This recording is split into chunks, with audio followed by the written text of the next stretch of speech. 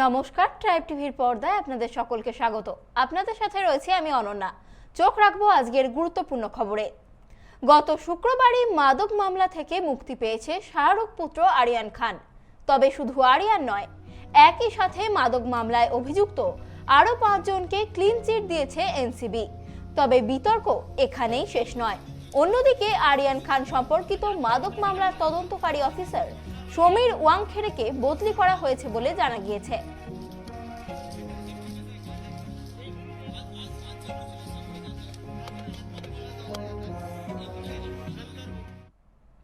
পাঞ্জাবি গায়ক সিধু মুসেওয়ালা খুনের ঘটনায় উত্তপ্ত হয়েছে পাঞ্জাবের রাজনীতি। কংগ্রেস নেতা প্রতাপ সিং বাজওয়া, কংগ্রেস রাজ্য সভাপতি অমরিন্দর সিং রাজা ভাদিং সিধু মুসেওয়ালা খুনের ঘটনায় মুখ্যমন্ত্রী ভগবন্ত মান এবং এএপি সরকারকে ঘিরে রেখেছেন। মুসেওয়ালার নিরাপত্তা প্রত্যাহার নিয়েও প্রশ্ন তুলেছেন তিনি। সোমবার দুপুরে মুখ্যমন্ত্রীর আশ্বাসের পর ময়নাতদন্তে রাজি হয় পরিবার। সোমবার সিধু মুসেওয়ালার ময়নাতদন্ত করা হয়েছিল এবং মঙ্গলবার অর্থাৎ আজ শেষকৃত্য সম্পন্ন হবে।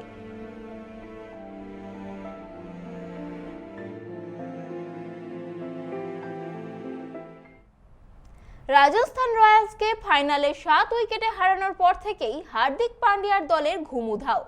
স্টেডিয়াম থেকে দল পার্টি সেরে টিম হোটেলের দিকে ফিরছিল ভোরের দিকে। এরপর বেলা গড়াতেই পুরো দল গুজরাট মুখ্যমন্ত্রী ভূপেন্দ্র ভাই প্যাটেলের সঙ্গে দেখা করতে চলে গিয়েছিল। সেখান থেকে হুডখোলা বাসে চেপে ডেভিড মিলার, রশিদ খানরা ঘুরে বেড়ালেন বিশ্বকুঞ্জ রিভারফ্রন্ট পর্যন্ত। আইপিএল জয়ীদের কাছ থেকে দেখার জন্য সাধারণ মানুষের উৎসাহ ছিল চোখে পড়ার মতো।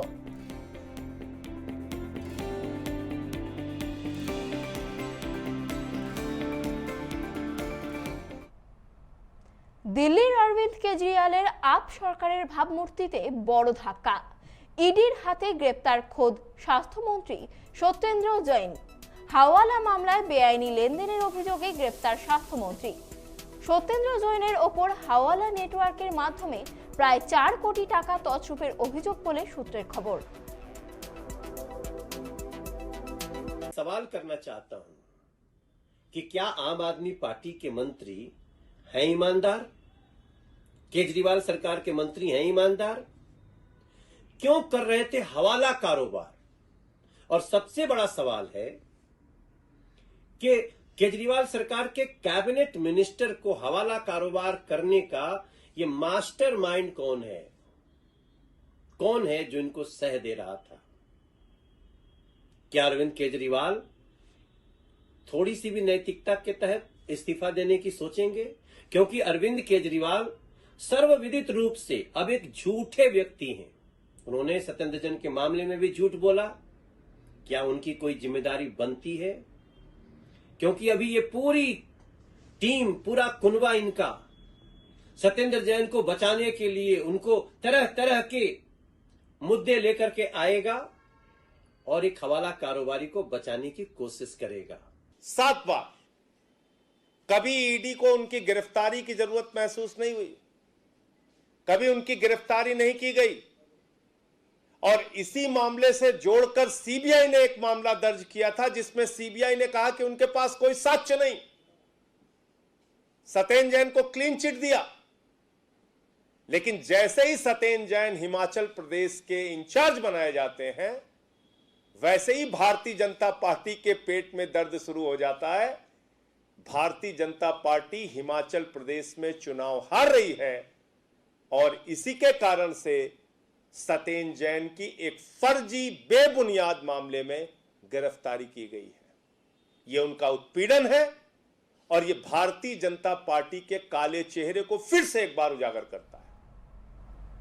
চেয়ারম্যানের কাছ থেকে বেতন বৃদ্ধি সহ অন্যান্য দাবি পূরণের প্রতিশ্রুতি পাওয়ার পর রায়গঞ্জ পুরসভায় কর্মবিরতি তুলে নিলেন স্থায়ী ও অস্থায়ী কর্মচারীরা। সোমবার থেকে পুনরায় পুরসভার সার্বিক পরিষেবার কাজে যোগ দেন আন্দোলনকারী অস্থায়ী কর্মীরা। ফলে স্বাভাবিক ছন্দে ফিরে আসে রায়গঞ্জ পুরসভা।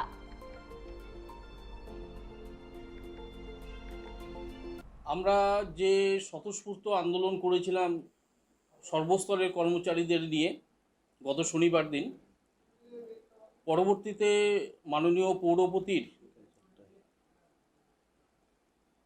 নির্দেশ অনুসারে বা তার সঙ্গে আলোচনার ভিত্তিতে আমরা আমাদের যে ইনডোরের যারা স্টাফ আছে তাদেরকে কাজ করার জন্য আমরা সুযোগ করে দিই এবং মাননীয় পৌরপতির সঙ্গে আমাদের মূলত যে 4টা বিষয়ের উপরে আমরা জোর দিয়েছিলাম সেই বিষয়ে সম্মানীয় বিভিন্ন ওয়ার্ডের কাউন্সিলরদের উপস্থিতিতে আলোচনা হয়েছে এবং উনি আমাদের দাবি মেনে নেবেন এটা আমাদের প্রতিশ্রুতি দিয়েছেন।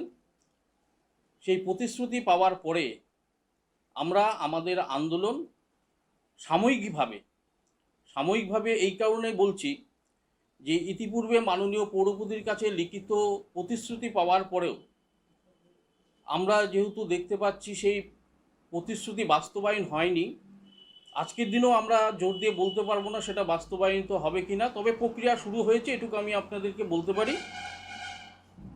আর সেক্ষেত্রে যদি দেখা যায় আবারও সেই আমাদের যে দাবিগুলো সেটা পূরণ হচ্ছে না, আমরা পুনরায় আমাদের যে ফেডারেশন এবং রায়গঞ্জ ইউনিট আছে তার মাধ্যম দিয়ে আমরা পুনরায় আন্দোলনে সামিল হব।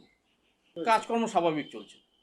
আমাদের যারা সকালের সাফাই কর্মচারীরা আছে যারা রায়গঞ্জ শহর পরিষ্কার পরিচ্ছন্ন করবার দায়িত্ব নিয়েছেন এবং যারা ওয়ার্ডে আমাদের লেবার আছে বাড়ি বাড়ি থেকে যারা নোংরা আবর্জনা পরিষ্কার করছেন, অ্যাম্বুলেন্স থেকে শুরু করে এবং যা আমাদের অফিসের ডিউটি করছেন বিভিন্ন সেকশনের, তারা আপনি দেখতে পারবেন যে তারা স্বাভাবিকভাবে সমস্ত রকমের কাজ করছে, কোনো জায়গায় বাধা নেই।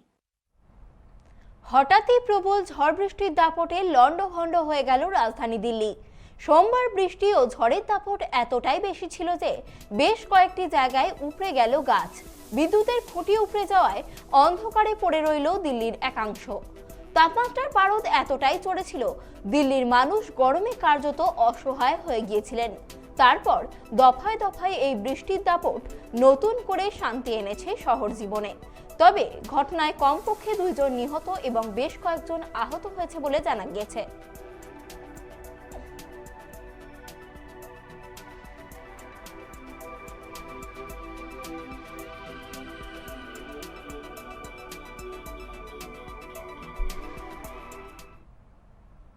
পিলারে উঠে আত্মহত্যার চেষ্টা যুবকের, সোশ্যাল মিডিয়ায় ভাইরাল সেই ভিডিও।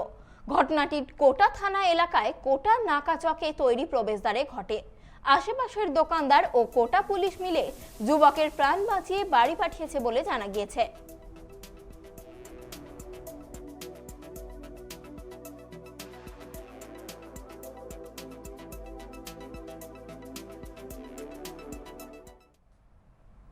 আজকের মতো খবর এই পর্যন্তই। বিস্তারিত খবরের জন্য চোখ রাখুন ট্রাইব টিভির পর্দায়। নমস্কার।